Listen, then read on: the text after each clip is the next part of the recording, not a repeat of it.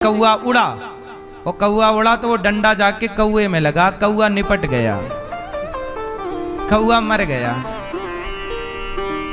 और जब कौआ मरा तो अब सुनिएगा आगे क्या हुआ। जब कौआ मरा तो वो कवि साहब बैठे थे, कवि जी ने देखा तो कवि साहब ने चौराहे पर जाकर कोयले से एक लाइन लिख दी। लाइन में क्या लिखा? कवि थे, बहुत जानकार थे, कि तभी उन्होंने लिखा कि काग, लिखा लाइन के काग दही पर जान गवायो। लिखा लाइन काग, काग मतलब काग दही पर जान गवायो। ये लाइन कहाँ लिख दी? चौराहे पर, कि काग मतलब कौआ, दही, दही मतलब दही खाने आया तो जान गवाया, उसने डंडा मारा, कौआ की राम राम हो गई। तो काग दही पर जान गवायो। अब कवि जी ये लिख करके चले गए कि तभी वहां पर एक सरकारी अफसर आया, और जब सरकारी अफसर आया तो सरकारी अफसर ने वही लाइन पढ़ी। लाइन क्या थी? पढ़ के सुना। काग दही पर जान गवायो। लेकिन जब अधिकारी, सरकारी अधिकारी ने देखा तो वो दिन भर कागज पाथर पे लगे रहते हैं, ये कागज पे साइन करो, ये कागज लाओ, वो कागज। तो वो अधिकारी भी बोला, हे राम सही लिखा है, कागज ही पर जान गवायो। अब अर्थ उसने क्या समझा? कागज, उसको लगा ये कागज पर ही जान गवायो लिखा है, क्योंकि काग दही, तो काग दही लिखोगे तो दही का दा हटा दो, दा का दा इस तरफ मिला दो, कागज हो जाएगा। फिर और दही का दा हटा दो और ही बचा तो कागज ही, तो क्या रह गया? कागज ही पर जान गवायो। तो बोले दिन भर मैं जान गवाता हूं कागजों पर, दिन भर ये कागज, वो कागज, ये कागज। बोला बात तो सही लिखी है कि कागज ही पर जान गवायो। कागज मतलब कागज पर ही जान, दिन भर उसका काम। बोले जल्दी रिटायरमेंट हो जाए तो मैं सुखी हो जाऊं ये सब दिन भर की उथल पुथल से। कि तभी तीसरा आदमी आया और उसका एक लड़की से प्यार था, एक नौजवान छोकरा रहा होगा, वो एक लड़की से प्यार व्यार करता था। कि तभी लड़की ने उसे धोखा दे दिया, और जब धोखा दिया तो वो उदास परेशान आया उसी चौराहे पर, तो वहां लिखा था, तो उसने पढ़ा कागज ही पर जान गवायो। अब उसने क्या पढ़ लिया? का। अब उसने पहले का हटा लिया, का डैश डैश, का गदही, जबकि कागद ही है ना, काक दही पर जान गवाए। शुरू पहली लाइन क्या थी? काग दही पर, फिर क्या लाइन हो गई? कागद ही पर जान गवायो। फिर लड़का, इसकी प्रेमिका ने धोखा दिया तो इसने पढ़ा कि कागद ही पर मैंने जान गवायो। क्या गदही पर मरता रहा मैं, गदही पर, तो गदही थी, कागद ही। क्या आया पढ़ने में? लिखा वही है, लिखा, जोर से लिखा, लिखा वही है। जिसके दिमाग में कागज कागज चल रहा था तो काग दही को वो कागज पढ़ रहा है, और जिसके दिमाग में लड़की का ठुकराना ठुकराना, धोखा धोखा चल रहा तो कागद ही पर। मतलब ये हुआ कि लिखा वही है, सब अपने अपने दृष्टिकोण से देख रहे हैं। इसी तरह संसार में सत्य एक ही है कि परमात्मा सब जगह है। भागवत सुनोगे तो ये ज्ञान प्रॉपर होगा, लेकिन इस सत्य को ईश्वर सर्वत्र हैं, इस सत्य को सब अपने अपने चश्मे से देखते हैं। इसलिए तुलसीदास जी ने लिखा है कि जाकी रही भावना जैसी, प्रभु मूरत देखी तिन। खंबे को देखा हिरण्यकश्यपु ने तो बोला कि खंबा है, और खंबे को देखा प्रहलाद जी ने तो बोले भगवान है। लाइन वही है पर देखने वाले दो हैं, तो अपने अपने हिसाब से देख रहे हैं, क्योंकि उनके अंदर जो है, कागज की टेंशन है तो कागज दिख रहा है, लड़की की टेंशन है तो गदही दिख रही है, कागज ही। ऐसे ही जब हृदय में भक्ति रहेगी, तो जब भक्ति होगी भीतर और फिर आप नजर डालोगे बाहर, तो हर जगह आपको भगवान ही भगवान नजर आएंगे। तो इसलिए कहता हूं कि बाहर वह दिखता है जो भीतर होता है। यदि भीतर भक्ति है तो भगवान बाहर है, और भीतर भक्ति शून्य है, नहीं है, तो बाहर कुछ नहीं। बाहर तो फिर दीवारें हैं, संसार है, पेड़ पौधे हैं, स्त्री पुरुष है, कुत्ता बिल्ली है। पर भक्ति भीतर थी नामदेव जी की, तो नामदेव जी को कुत्ते में भगवान का दर्शन हो गया। भक्ति थी भीतर एकनाथ जी की, तो गधे में भगवान का दर्शन हो गया। तो बात कुल मिलाकर ये है कि आपके भीतर ठीक होना चाहिए सिस्टम, विचार। इसलिए कहता हूं सत्संग करोगे तो कागद ही नहीं पढ़ोगे, कागद नहीं पढ़ोगे, कागद ही पढ़ोगे। यदि सत्संग करने वाला व्यक्ति है तो वो संसार को ठीक ठीक देखता है, और सत्संगी नहीं है तो फिर उसका देखने का नजरिया बदल जाता है। अब उदाहरण से मैं दो उदाहरण फिर देता हूं। एक वो है जो सत्संग नहीं कर, वो कहेगा भी तो सकुचा जाएगा कि राम राम में कितना असत्य कह रहा हूं। वो ये नहीं कहेगा कि ये मेरा बेटा है, वो ये कहेगा कि ये ईश्वर का प्रसाद है, भगवान का दिया हुआ, ईश्वर का, ये मेरा है। कभी भक्त कभी ये कह ही नहीं सकता कि ये मेरा है।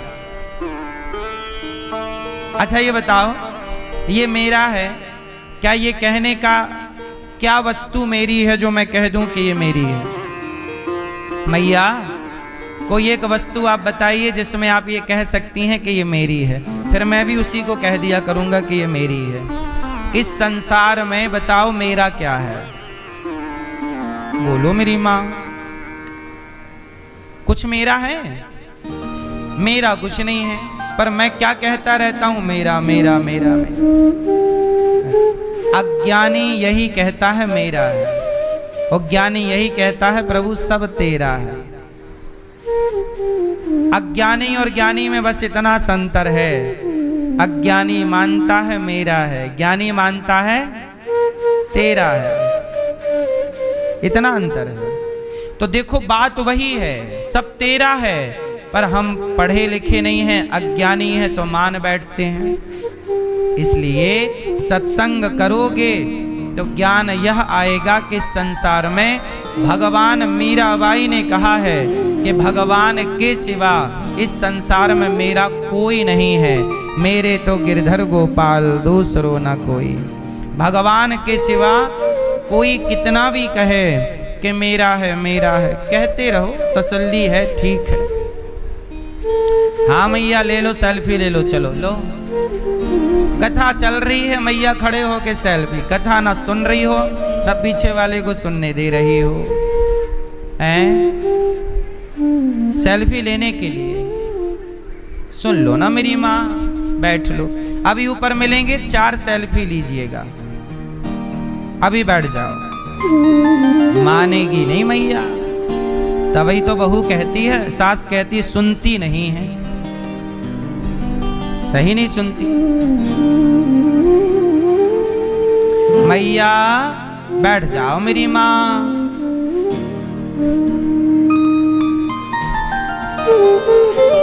हाँ सच्चिदानंद रूपाय विश्वोत्पत्त्यादि हेतवे तापत्रय विनाशाय श्री कृष्णाय वयं नुमः। नमः। सच्चिदानंद रूपाय, भगवान कैसे हैं? सच्चिदानंद। विश्व की उत्पत्ति पर 80,000 संत बैठे हैं नैमिषारण्य क्षेत्र में, और सूत जी आए तो सबने सूत जी का स्वागत किया। शौनक आदि ऋषियों ने कहा, सूत जी हमें कथा सुनाइए। कौन सी कथा सुनाऊं? कृष्ण प्राप्तिकरम, ऐसी कथा सुनाइए जिससे कृष्ण की प्राप्ति हो जाए। अच्छा मैया, भगवान की प्राप्ति करना हो, अच्छा आप में से कितने लोगों को भगवान चाहिए? भगवान चाहिए, भगवान। आपको नहीं चाहिए? नहीं? ये मैया अच्छी हैं, बोली हमें भगवान ही नहीं चाहिए। क्या चाहिए फिर आपको? है? भगवान नहीं चाहिए? भगवान नहीं चाहिए, भगवान का साथ चाहिए। सुनो, हम सबको क्या चाहिए? अच्छा एक बात बताएं, आप मानो या ना मानो, पर सबको चाहिए भगवान। भगवान का एक नाम है आनंद। सबको क्या चाहिए? आनंद चाहिए। सबको आनंद चाहिए, सबको। चींटी को आनंद चाहिए, हम जीवों को आनंद चाहिए। सब लोग भगवान को ही चाहते हैं। अच्छा देखो ना, पानी जब बरसता है तो पानी बह बह के कहां जाता है? पानी दुनिया में कहीं भी बरसेगा, वो बह बह के समुद्र की तरफ ही जाएगा। आपके घर से बहेगा, नाली नाले में जाएगा, वो फिर जाएगी नदी में, नदी जाएगी बड़ी नदी में, बड़ी नदी जाएगी समुद्र में। धरती में कहीं भी पानी बरसे, वो पानी कहाँ तक पहुँच जाता है? समुद्र तक। ऐसे ही अच्छा देखो, जब अच्छा हर चीज ऊपर से नीचे गिरती है, नहीं गिरती? आप गुरुत्वाकर्षण पढ़े हो? कोई भी चीज ऊपर फेंको नीचे, क्यों? क्योंकि धरती में क्या है? अच्छा ये बताओ, हर चीज ऊपर से नीचे गिरती है, पर एक चीज है जो नीचे से ऊपर जाती है। भैया बताएंगे हमारे, चुप रहेंगे सब। ये भैया बताएंगे वो कौन सी चीज है जो नीचे से ऊपर जाती है? क्या? मक्खी उड़ के?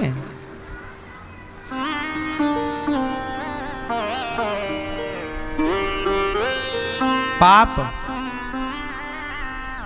भाप। हर चीज ऊपर से नीचे गिरती है, पर जब आप दिया जलाते हैं तो दीपक की जो ज्योति है, लौ, वो हमेशा ऊपर की ओर उठती है, नहीं उठती? यदि धरती पर गुरुत्वाकर्षण सिद्धांत है और पढ़ाया भी यही जाता है, तो फिर जब सब चीज खींचने की ताकत नीचे की है, तो आग की ज्योति ऊपर क्यों जाती है? उसे भी नीचे की तरफ। आप बीच में जलाओ आग ऐसे ऊपर करके, तो उसे नीचे जाना चाहिए, नीचे स्पेस है, जगह है। नहीं, कहीं भी जलेगी वो ऊपर की ओर ही रहेगी।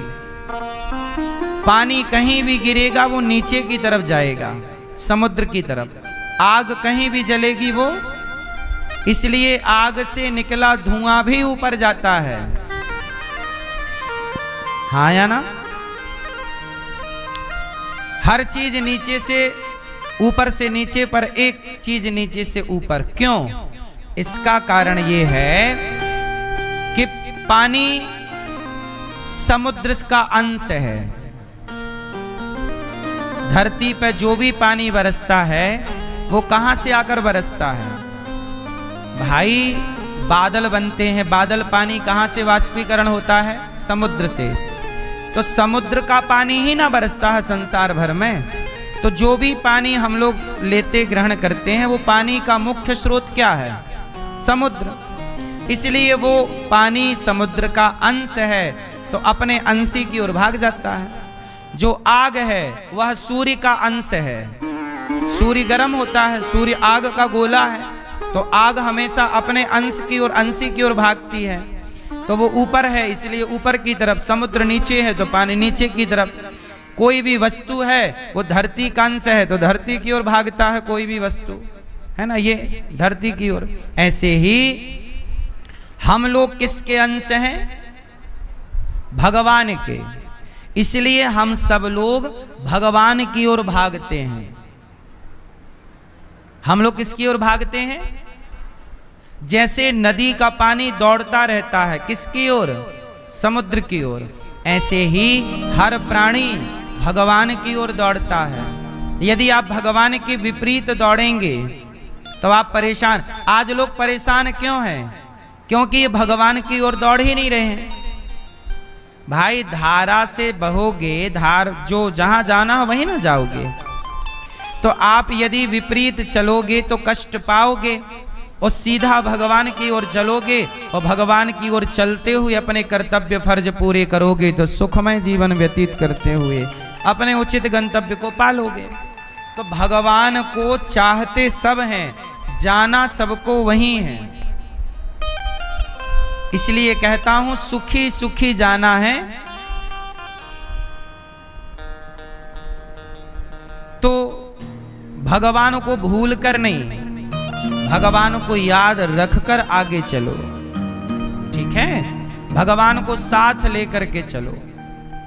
आपके अंदर भी भगवान है और आपके बाहर भी भगवान है। भगवान के बिना कोई रह नहीं सकता। आप रह सकते हैं भगवान के बिना? क्यों भाई, आप भगवान के बिना रह सकते हो? नहीं? कैसे? कैसे नहीं रह सकते भगवान के बिना? जरा उदाहरण से बताओ। भाई आपके अंदर भगवान है कि नहीं है? आपके अंदर जो आत्मा है वो भगवान का अंश है। यदि वो निकल गई तो आप डिब्बा हैं, नहीं है? ना तो आंख काम करेगी ना तो मुंह। तो आपके अंदर आप कहाँ हैं? आपके अंदर आप अपने आप को खोज कर बताइए कि आप कहाँ हैं। आपके अंदर भगवान है, इसलिए भगवान के बिना किसी का गुजारा नहीं है। तो एक कहावत तो सुनी होगी कि पानी में रह के मगर से बैर नहीं कर सकते। कहाँ रह के किससे बैर नहीं कर सकते? जोर से। पानी में रह के मैया पानी में रह के मगर से बैर नहीं करता। नहीं, ऐसे संसार में रहकर भगवान से बैर मत करो। भगवान के बिना तुम्हारा एक सांस नहीं चलेगी। भगवान निकल जाए भीतर से, आत्मा निकल जाए, खड़े खड़े गिर जाओगे, लोग ले जाके जला देंगे। तो भगवान, ये संसार भगवान का है और ये भगवान तुम्हारे भीतर बैठे हैं, उनके बिना तुम्हारा गुजारा नहीं हो सकता। इसलिए आप ये मत कहो कि मैं भगवान को नहीं मानती, नहीं मानता, मुझे भगवान की कोई ज़रूरत नहीं है, मैं भगवान। कुछ लोग नास्तिक होते हैं, कहते हैं कि हम भगवान को नहीं मानते। आप मानो ना मानो, पर देखो पानी में रह के मगरमच्छ से बैर नहीं कर सकते। संसार भगवान का है तो संसार में रह के भगवान से बैर ना करो। बैर करने से आपका नुकसान होगा। क्या करो? रावण ने बैर किया राम से, रावण ने बैर किया राम से, और विभीषण ने दोस्ती कर ली राम से। तो बैर किया रावण ने तो सर्वनाश हो गया, और दोस्ती की तो विभीषण को लंका का राजा बना दिया, अमरत्व दे दिया। तो बैर करके क्या पाया रावण ने? बैर करके क्या पाया दुर्योधन ने? बैर करके क्या पाया कंस ने? तुम क्या पाओगे? इसलिए बैर नहीं, भगवान से बैर ना करो। भगवान ही ये सृष्टि का संचालन करते हैं, भगवान ही आपको जीवन देते हैं, वही आपके जीवन को वापस लेते हैं, वही आपका अगला जन्म का अगला जन्म और अगला जन्म। बार बार का कर्म क्रिया उन्हीं के हाथ में है। हमारे मालिक भगवान हैं, हमारे बॉस भगवान हैं, इसलिए भगवान के चरणों में सरेंडर कर दो, ज्यादा ठीक यही है ना। भगवान के आश्रित रहोगे सुखी रहोगे, वरना भगवान फिर देखो रावण जैसों की लंका जल गई। रावण ने बैर किया तो था, क्या पा लिया। कंस ने बैर कर तो लिया था, क्या पा लिया। दुर्योधन ने बैर किया तो था, क्या पा लिया। भगवान प्रेम के लिए हैं, बैर के लिए नहीं। भगवान से प्रेम करो।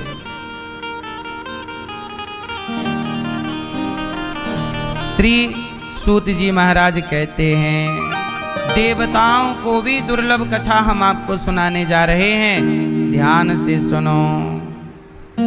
एक बार देवता लोग सुखदेव जी के पास आए, कहा कि हमें कथा सुनाइए। सुखदेव जी बोले, देवताओं ऐसा है, आप लोग कथा सुनने के अधिकारी नहीं हैं। अच्छा, देवता लोग ना कथा, देवताओं को भी कथा नहीं सुनाते सुखदेव जी। बोले आप लोग अधिकारी नहीं हैं। क्यों? अच्छा, देवता लोग अधिकारी नहीं होते कथा सुनने के, क्यों? मैया, देवता किसके अधिकारी नहीं हैं? कथा सुनने के। क्यों? क्योंकि देवताओं में दोष ज्यादा है। क्या दोष हैं देवताओं में? अब देवताओं के राजा देख लो, इंद्र का दोष, दूसरे की पत्नी पे उनकी नजर थी, अहिल्या पर। ये कौन है? देवता। इसलिए सनातन में देवताओं की पूजा नहीं होती। किसकी पूजा नहीं होती? इसलिए इंद्र की पूजा नहीं होती, जबकि इंद्र देवताओं के राजा हैं, इंद्र देवताओं के, पर उनकी पूजा नहीं होती। क्यों नहीं होती? क्योंकि वह देवता होने पर भी वह मनुष्यों से भी गिरा हुआ व्यवहार करते हैं। मतलब मनुष्य भी जो ठीक ठाक मनुष्य हैं वो भी ऐसा व्यवहार नहीं करते जो देवताओं के राजा करते हैं। इसलिए देवताओं की पूजा नहीं होती। पूजा किसकी होती है? भगवान की। देवता में और भगवान में अंतर आपको कई बार बताए होंगे, आपको पता है कि भूल गए? देवताओं में और भगवान में अंतर है। क्या अंतर है? देवता 33 करोड़ हैं, 33 कोटि, चाहे करोड़ अर्थ लगाओ चाहे प्रकार अर्थ लगाओ। देवता बहुत हो। देवता क्या है? सृष्टि के व्यवस्थापक। जैसे प्रधानमंत्री एक हैं, पर प्रधानमंत्री भले एक हैं, पर भारत में कार्यकर्ता IAS IPS है ना, ये बहुत है। सरकारी सर्वेंट, सरकारी कार्यकर्ता, सरकारी अफसर बहुत होते हैं। अच्छा, सरकारी अफसर क्यों हैं? क्योंकि वही देश की व्यवस्था को चलाएंगे, बनाएंगे। हर जगह तो प्रधानमंत्री की नजर नहीं होगी, परंतु ऐसे ही देवताओं का विभाग है। ये काम आपका, ये काम इस देवता का, ये काम इस देवता का। लेकिन यहाँ क्या है? सब काम को प्रधानमंत्री जी देख नहीं सकते, पर भगवान सर्वशक्तिमान होने के कारण वो सबके काम को देख सकते हैं कि किसके साथ क्या काम चल रहा है। जैसे लिखा है वेदांत इत्यादि में कि चींटी जब चींटी चलती है, चींटी जब चलती है तो आपने देखा होगा, चींटी चलती है, आगे चींटी किस तरफ जाके मुड़ेगी? आपको पता है कि ये चींटी जा रही है तो ये आगे जाके कहाँ, इस तरफ जाएगी, लेफ्ट जाएगी, राइट, पता है। लेकिन लिखा है कि भगवान को ये भी पता है कि ये वाली चींटी अब जा रही है तो आगे मुड़ेगी किस तरफ, ये भगवान को पता है। मतलब चींटियां कितनी हैं? क्या आप में से कोई गिन सकता है कि धरती पे चींटियां कितनी हैं? नहीं, लेकिन भगवान को ये पता है कि ये वाली चींटी किस तरफ मुड़ेगी। मतलब एक चींटी के बारे में भी भगवान जानते हैं कि वो क्या सोच रही है। चींटी कहते हैं कि चींटी भी अपने पाँव में घुंघरू बांध ले। चींटी अपने पाँव में यदि घुंघरू बांध ले और घुंघरू बांधकर नाचे तो भगवान को उसकी घुंघरू सुनाई पड़ जाएगी। मतलब भगवान ऐसा है कि भगवान सबको देखते हैं। अच्छा ये बताओ, जब सूर्य का प्रकाश है तो सबके ऊपर एक सा है कि नहीं? बोलो हाँ। क्या प्रकाश में कोई भेद है कि तुम्हारे सामने ज्यादा प्रकाश है, इनके सामने कम? जैसे सूर्य का प्रकाश सबके ऊपर है, हर जगह प्रकाश पहुंच रहा है, ऐसे ही कुछ गुफाओं में, कंदराओं में सूर्य का प्रकाश नहीं पहुंच पाता, परंतु उस गुफा में, कंदरा में यदि कोई चींटी है, सैकड़ों साल से वो गुफा है, सूर्य का प्रकाश सैकड़ों साल से नहीं पहुंचा, पर वहां रह रहे हर जीव पर भगवान की नजर है। इसलिए भगवान को सर्वशक्तिमान कहते हैं। सर्वशक्तिमान मतलब जो सब कुछ कर सकते हैं। इसलिए आप ये मत सोचा करो कि आपको कोई देख नहीं रहा। एक गुरुजी के दो चेले थे। गुरुजी ने दोनों चेलों को एक एक लड्डू दिया। ये लो भैया लड्डू, और जाओ दोनों चेला लड्डू खाओ, पर ऐसी जगह पर खाना बेटा ये लड्डू कि जहां से तुम्हें कोई देख ना रहा हो। जाओ ये लड्डू खा लो, ऐसी जगह खाना जहां कोई तुम्हें खाते हुए ना देखे। जाओ। एक चेला गया, अपने कमरे में दरवाजा लगाया, देखा कोई नहीं देख रहा है, गप से खा लिया लड्डू और खा के आया। अब दूसरा चेला भी अपने कमरे में गया, उसने भी दरवाजा लगाया, देखा कि कोई नहीं देख रहा, पर उसे गुरुजी की बात याद आई कि भाई भले कोई नहीं देख रहा है, पर इस कमरे में ईश्वर की नजर तो हम पर है ही। तो वो थोड़ा जंगल की तरफ गया कि शायद जंगल में जाऊं। लड्डू लेके जंगल गया, पर उसे लगा नहीं यहाँ भी तो भगवान देख रहे हैं। एक गुफा थी, गुफा में घुस गया, बोला यहाँ बैठकर खाऊं, पर उस गुफा में थोड़ा अंधकार था, पर बोला कोई बात नहीं, भला अंधकार है, हमारे लिए ना अंधकार है, भगवान के लिए तो अंधकार नहीं है। तो भगवान तो गुफा में भी देख रहे हैं जहां बिल्कुल अंधकार है। वो चेला वापस आया, गुरुजी बोले तुम खाए नहीं? चेला बोला गुरुजी कैसे खाता? आपने बोला था कि ऐसी जगह खाओ जहां कोई देख ना रहा हो। मुझे ऐसी कोई जगह मिली ही नहीं,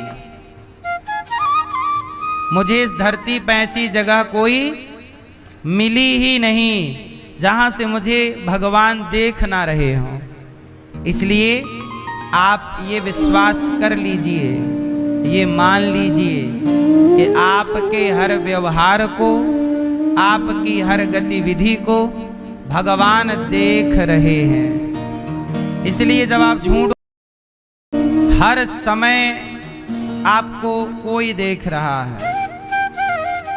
ए मैया गुलाबी मैया, कब से तुम यहां वहां मटक रही हो मेरी माँ? खड़ी हो मतलब बाजार टाइप का, कि जैसे बाजार में खड़े हैं। कोई आप लोगों की जिम्मेदारी नहीं है कि कथा को थोड़ा मर्यादित सुना जाए? बैठ जाओ जल्दी। पीछे से लेके आगे आ गई, बैठ ही नहीं पा रही है मैया, यहां वहां मटक रही हैं बस। कथा सुनने आए हो कि डिस्टर्ब करने?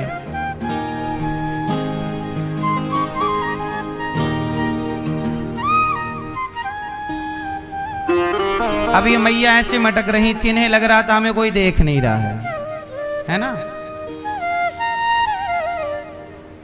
पर आप यदि कथा सुन रहे हैं और आपके कारण आपके बगल वाला कथा सुनने वाला श्रोता डिस्टर्ब हो रहा है, तो आपने किसी को कथा से डिस्टर्ब किया, ये भी तो आपका एक अपराध है। पर अब ये मैयाओं को कौन समझाए।